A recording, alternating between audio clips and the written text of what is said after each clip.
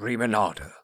Fragmented, mythical recounting of the conception of Reman and the return of the Kim El Adabal with the people of Tamriel.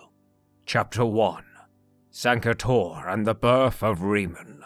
And in those days the empire of the Cyrodiils was dead, save in memory only, for through war and slug famine and iniquitous rulers, the west split from the east, and Colovia's estrangement lasted some 400 of years, and the earth was sick with this sundering.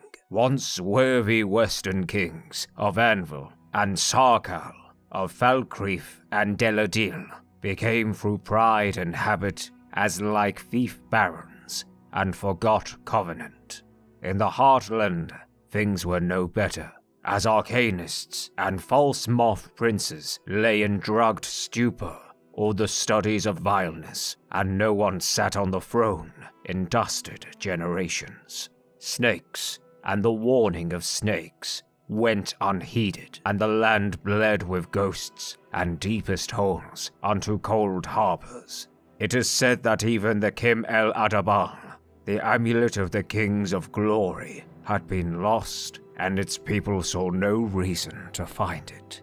And it was in this darkness that King HROL set out from the lands beyond Lost Twill, with a sortie of questing knights numbered 18 less 1, all of them western sons and daughters. For HROL had seen in his visions the snakes to come, and sought to heal all the borders of his forebears, and to this host appeared at last a spirit who resembled none other than Alessia, queen of ancient times, who bore in her left hand the dragon fire of the Akatosh, and in her right hand the jewels of the covenant, and on her breast a wound that split void onto her mangled feet. And seeing Alessia and Kim El Adabal, HROL and his knights wailed and set to their knees and prayed for all things to become as right. Unto them the spirit said, I am the healer of all men, and the mother of dragons. But as you have run so many times from me,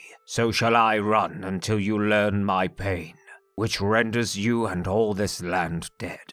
And the spirit fled from them, and they split among hills and forests to find her, all grieving that they had become a villainous people.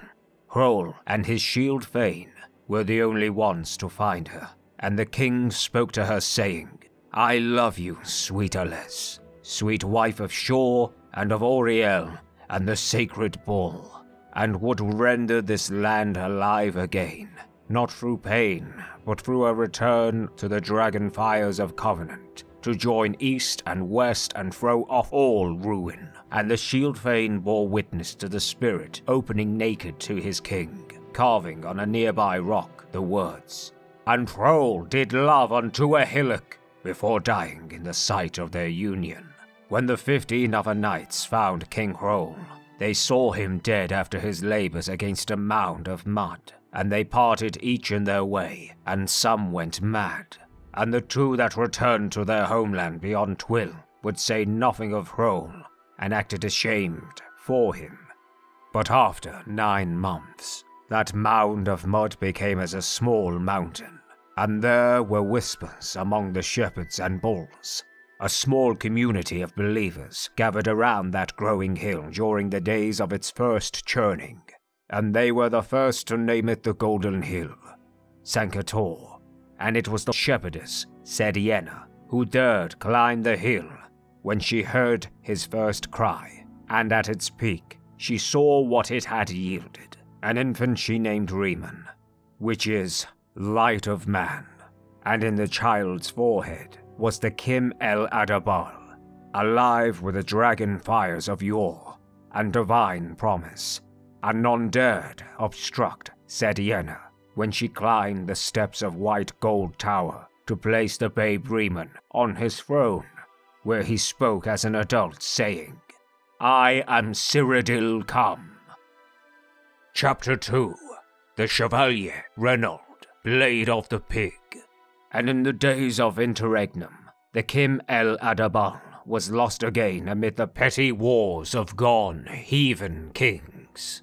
West and East knew no union then, and all the lands outside of them saw Cyrodiil as a nest of snake men and snakes. And for 4 more hundreds of years did the seat of Reman stay sundered, with only the machinations of a group of loyal knights keeping all its borders from throwing wide. These loyal knights did go by no name then, but were known by their eastern swords and painted eyes, and it was whispered that they were descended from the bodyguard of old Reman.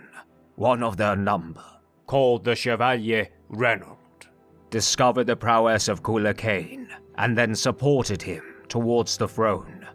Only later it would be revealed that Reynald did this thing to come closer to Talos, anon Stormcrown, the glorious yet Emperor Tiber Septim. Only later still that he was under instruction by a pig. Long glory was wife to all the knights of the Dragon Banner, who knew no other, and were brothers before beyond many seas, and now were brothers under the law named the Blade Surrenderer of Pale Pass. And having vampire blood, these brother knights lived for ages through and past Reman, and then kept guard over his ward. The coiled king Verzidu Shay, the snake captain Vershu, became renowned, became the protector of the Northern West, when the black dart was hooked into Savrian Shorak. Here, torn pages indicate that the rest of this ancient book has been lost.